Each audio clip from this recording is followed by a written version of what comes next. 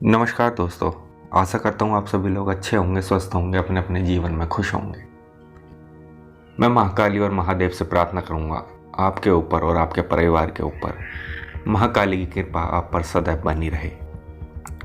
दोस्तों, जैसे कि मैं आज आपको बताने जा रहा हूँ काली मसानी के बारे में और अशोक के साथ और अशोक के परिवार के साथ क्या क्या घटना घटित हुई, इस बात पे भी मैं आज रोशनी डालूंगा।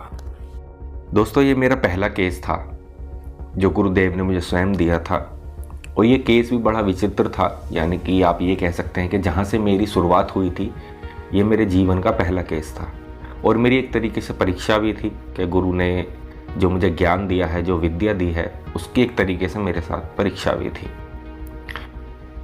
तो गुरुजी ने मुझे बुलाया और गुरुजी ने मुझसे कहा कि एक केस है, मैं उसे तुम्हें सौंपना चाहता हूँ। मैं चाहता हूँ कि तुम उसे ठीक करो और देखो क्या समस्या है। मैंने कहा ठीक है गुरुदेव। मैंने गुरुदेव की आज्ञा का पालन करा। तो अशोक के माता पिता मेरे पास आए थे, मैंने उनसे बातचीत की। हालांकि हम सब गुरु के धाम पर ही थे, वहीं हमारी बातचीत हुई थी। तो अशोक के मम्मी पापा ने मुझे बताया कि हमारा लड़का काफ़ी समय से परेशान है और अजीब अजीब सी हरकत कर रहा है। कभी कभी तो वो ऐसा करता है कि जैसे एक पागल होता है, इस तरीके की हरकत करता है। अपने बालों को नोचता है, अपने शरीर पर घाव कर लेता है नाखूनों से, और कभी कभी तो इतना विचित्र हो जाता है कि लैट्रिन बाथरूम भी वो कपड़े में ही कर देता है। तो दोस्तों, उसके साथ जो एक कहानी चल रही थी, काफ़ी समय से चल रही थी और उसके परिवार में अक्सर अधिकतर लड़ाई झगड़े होते रहते थे। जैसे कि माता पिता में मनमुटाव और आपसी में अनबन और पैसे की भी काफ़ी समस्या चल रही थी उन लोगों के साथ। परंतु गुरुजी ने मुझे साफ चेतावनी देकर कहा था कि इस चीज़ को हल्के में मत लेना, ये तुम्हारे जीवन का पहला केस है, तो बहुत सूझबूझ के साथ लेना, बहुत धैर्य से काम लेना। क्योंकि दोस्तों, मैं आपको बता दूं, इन चीज़ों में धैर्य होना बहुत ज़रूरी होता है। यदि आप धैर्य नहीं रखोगे तो आप मार खा जाओगे, यानी कि वो चीज़ें आप पर हावी हो जाती हैं। तो दोस्तों, मैं आपका ज़्यादा समय नहीं लूँगा, मैं आपको बताता हूँ वो चीज़ थी क्या। तो जब मैंने वहीं बैठकर गुरु के धाम पर ही और मैंने जब ध्यान लगाया तो मेरे सामने माँ काली का वो रूप आया जिसकी मैंने कभी कल्पना भी नहीं करी थी। मैंने वो कभी देखा भी नहीं था, माँ का रूप जो मुझे रूप दिखाई दिया था। क्योंकि दोस्तों, वो जो रूप था वो काली मसानी का रूप था। जी हाँ दोस्तों, आपने सही सुना, काली मसानी। ये दोस्तों दोनों में चलती है, अच्छे में भी चलती है, बुरे में भी चलती है, और अधिकतर ये बुरे में ही चलती है। क्योंकि अधिकतर जो ज़्यादातर लोग हैं ना, बुरे में ही चलाते हैं। आपने शायद इनका नाम भी नहीं सुना होगा, और यदि सुना हो तो कमेंट करके ज़रूर बताइएगा। तो दोस्तों, जब मैंने ध्यान लगाया और देखा तो मेरे सामने सभी चीज़ें खुलकर सामने आ गईं और उनसे मेरे सवाल जवाब भी हुए कि मैं ये सकती हूँ। और क्योंकि ये चीज़ें जो होती हैं दोस्तों, पहले तो आपको ये भ्रमित करती हैं। हालांकि मैं गुरु के स्थान पे था तो वहाँ तो मुझे इतनी दिक्कत नहीं हुई। हाँ, मैं इतना कह सकता हूँ, यदि मैं उस चीज़ को अपने घर पर देखता या करता तो शायद मेरे साथ कुछ ना कुछ अनहोनी ज़रूर घटती।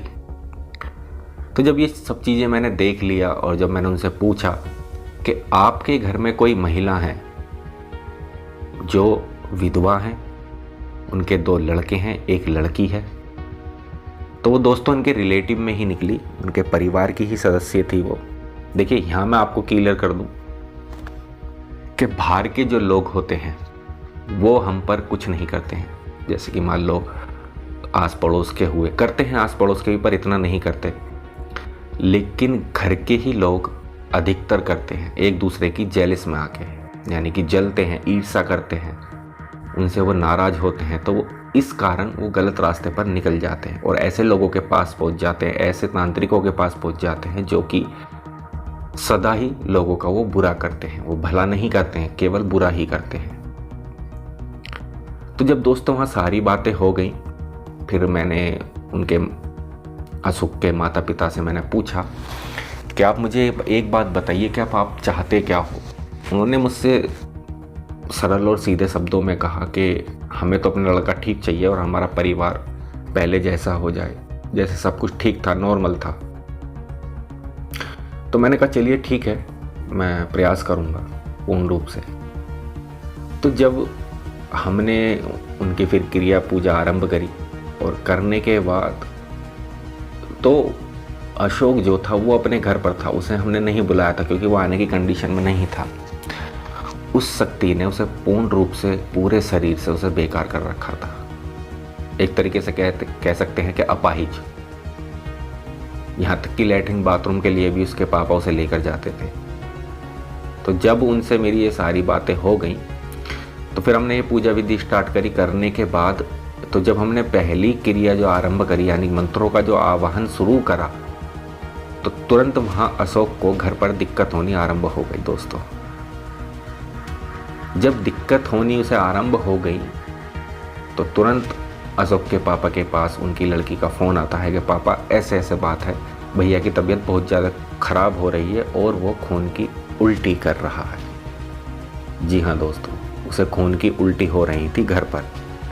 तो जब उन्होंने मुझे बताया कि ऐसे ऐसे हो रहा है तो मैंने कहा उनसे आप चिंता मत करिए, ये जो शक्ति घर कर चुकी है अशोक के शरीर में, उसे को खींचना बहुत कैड़ी बात है। वो इसलिए क्योंकि जब कोई भी शक्ति किसी पर सवार हो जाती है दोस्तों तो उसे हटाना बहुत मुश्किल होता है।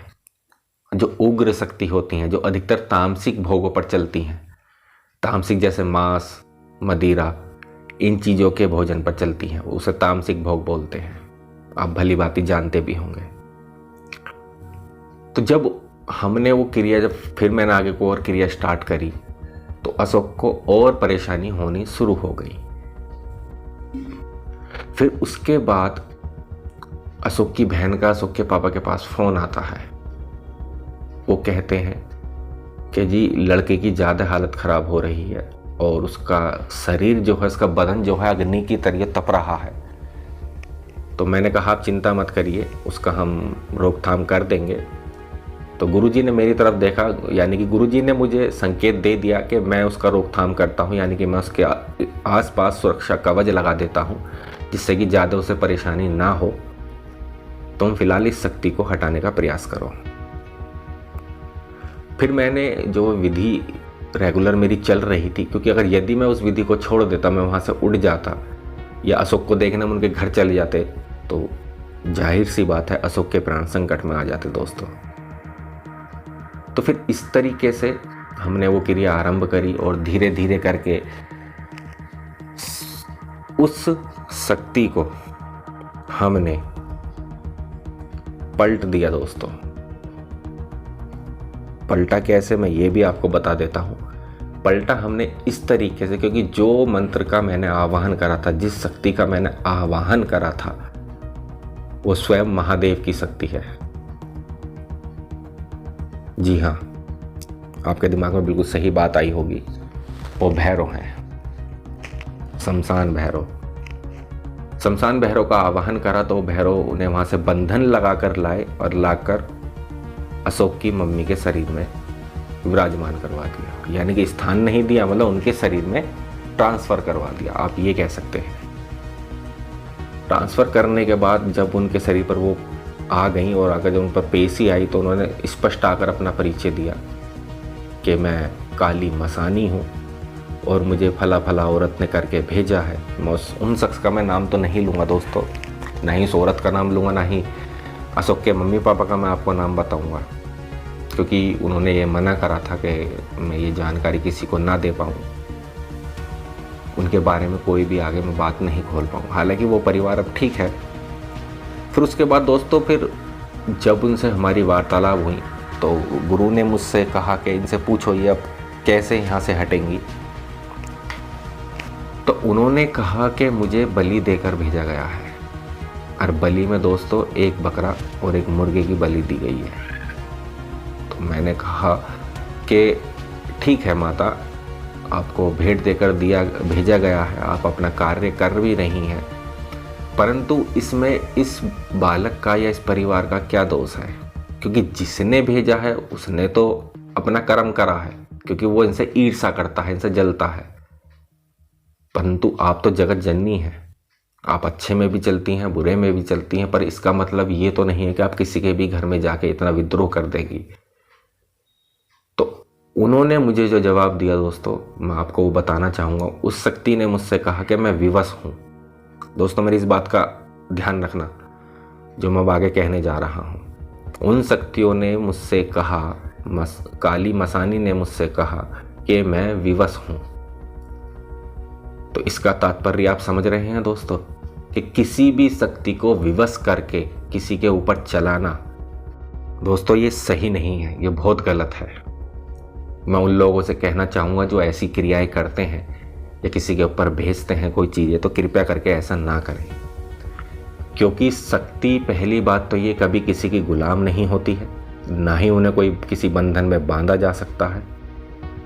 यदि तुमने बंधन में बांध भी लिया है या वचनों में बांध भी लिया है, तो ध्यान रखना मेरी आज इस बात का, वो तुम्हारे पीछे इस कदर लग जाएगी कि जिस दिन तुमसे एक चूक हो गई, एक गलती हो गई, उसी दिन इस संसार में तुम्हें कोई भी बचाने वाला पैदा नहीं होगा दोस्तों।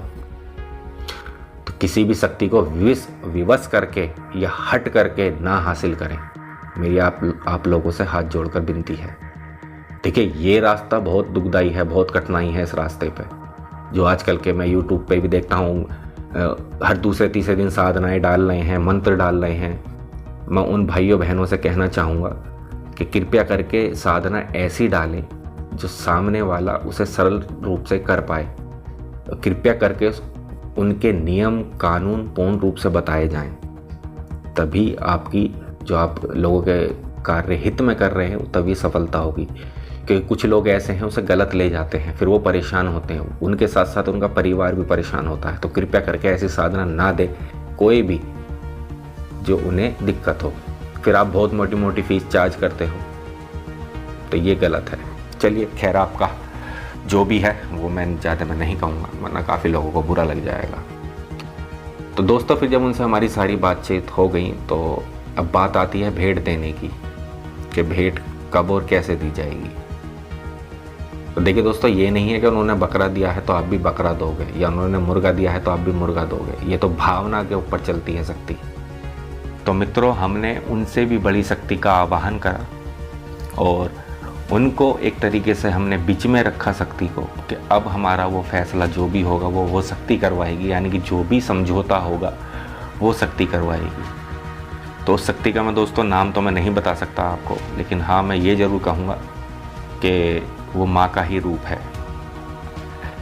फिर उन शक्ति ने माँ काली मसानी से वचन लिया और उनकी भेंट भोग जो भी था उसको सबको काट कर, जो उन्होंने वचन में जो प्रसाद देने की बात रखी माता ने, वही काली मसानी को स्वीकार हुआ और उन्होंने कहा कि ठीक है, ये आप मुझे भोग प्रसाद दे दीजिए, मैं पुनः यहाँ से लौट जाऊंगी जहाँ से मैं आई हूँ। तो इस तरीके से दोस्तों शक्ति पलटी भी जा सकती है, ऐसी बात नहीं है, क्योंकि शक्ति शक्ति को ही काटती है, ये हमेशा ध्यान रखेगा दोस्तों। और ज़्यादा किसी के बातों में मत आइएगा। मैं ये नहीं कह रहा कि आप मेरी ही सुनिए, सबकी सुनिए, पर करिए वो जो आपको सही लगे। क्योंकि दोस्तों साधना जो YouTube पर लोग डाल रहे हैं, मैं आपसे हाथ जोड़कर विनम्र रूप से विनती करता हूँ कि साधना वो डालें जो लोगों के समझ में आए और उनके लिए सही हो, हित में हो, उन्हें बहलाए नहीं, फुसलाए नहीं। क्योंकि फिर वो लोग आपसे कांटेक्ट करते हैं, आप मोटा मोटा चार्ज करते हो 5,000, 10,000, 11,000, उसके दर्शन, इसके दर्शन। दोस्तों देखो, मैं आपको क्लियर करता हूँ, उनसे तो मैं ज़्यादा नहीं कहूँगा, वरना मेरे चैनल पर स्ट्राइक मार देंगे। मैं आप ही से ही कहना चाहूँगा मित्रों कि आंख बंद कर कर किसी पर भी भरोसा ना करें, और सबसे पहले सही गुरु ढूंढें, ठीक है? क्योंकि गुरु का होना बहुत अनिवार्य है इस खेल में। मैं तो इसे खेल ही कहूँगा। क्यों? क्योंकि मैंने इस खेल में, इस अखाड़े में वो चीज़ें देख ली हैं दोस्तों जिसकी आप कल्पना भी नहीं कर सकते। मैं इन चीज़ों से इतना गुजर चुका हूँ। और ये नहीं है कि मैं अब सब कुछ ठीक है, नहीं, मैं आज भी गुजर रहा हूँ। कभी कभी हमें भी झटके लगते हैं। ये नहीं कि आप लोगों को ये लगता हो ये तो गद्दी पर बैठे हैं, पूज रहे हैं, गुरु गुरु हो रहा है और इनको तो मौज आ रही है, पैसा धन धान्य से हो रहे हैं। नहीं, इस रास्ते पर दोस्तों सबसे पहला तो ये कि इस रास्ते पर कभी भी पैसों की तो बात करना ही मत। जो आपकी श्रद्धा हो वो दो, ठीक है। अन्यथा यदि सामने वाला आपसे कुछ मांगता है तो वो पूजा नहीं लगती है दोस्तों, अधिक से ज़्यादा मांगता है तो, ठीक है। और हाँ, मैं ये ज़रूर कहूँगा, कोई भी साधना यदि करते हो, कहीं से भी उठाकर, किताब से पढ़कर या यूट्यूब से उठाकर, तो अपना गुरु स्वयं चुने, सही गुरु चुने, ठीक है। क्योंकि गुरु शिष्य का जो एक मेल होता है वो किसी और का नहीं होता। गुरु वही कि जब भी शिष्य आंख बंद कर उनका नाम स्मरण करे, अपने मन के अंदर तुरंत गुरु को आभास हो जाए कि हाँ, मेरे शिष्य ने मुझे याद करा। तो साधना जो भी करें आप सोच समझ के करें। मैं दोनों के लिए कह रहा हूँ, जेंट्स के लिए भी और महिलाओं के लिए भी, क्योंकि आजकल के जो युवक हैं वो जल्दी ही सीढ़ी चढ़ाना चाहते हैं। मैं उन लोगों से कहना चाहूँगा हाथ जोड़कर कि भाइयों और बहनों, दोनों से ही कहना चाहूँगा, जल्दी जल्दी ना करें, संयम से काम लें, पहले सही गुरु ढूंढें, इन चीज़ों को समझें, सोचें, विचारें, क्योंकि दोस्तों इसमें आगे बढ़ने का तो रास्ता है, इसमें पुनः पीछे लौटने का रास्ता नहीं। ये विशेष रूप से ध्यान रखना। और यदि आप फंस गए कहीं तो आपको कोई निकालने वाला पैदा नहीं होगा। काफ़ी लोग मेरे टच में हैं जो परेशान हैं, जिन्होंने गलत साधना कर ली है बिना गुरु के आज्ञा के और बिना गुरु की सहमति के और बिना गुरु होने के, यानी कि उनके गुरु है ही नहीं, बस कहीं से उन्होंने उठा ली, किसी ने बता दी और उन्होंने साधना आरंभ कर ली। और साधना भी छोटी मोटी नहीं है, बहुत बड़ी बड़ी साधना है।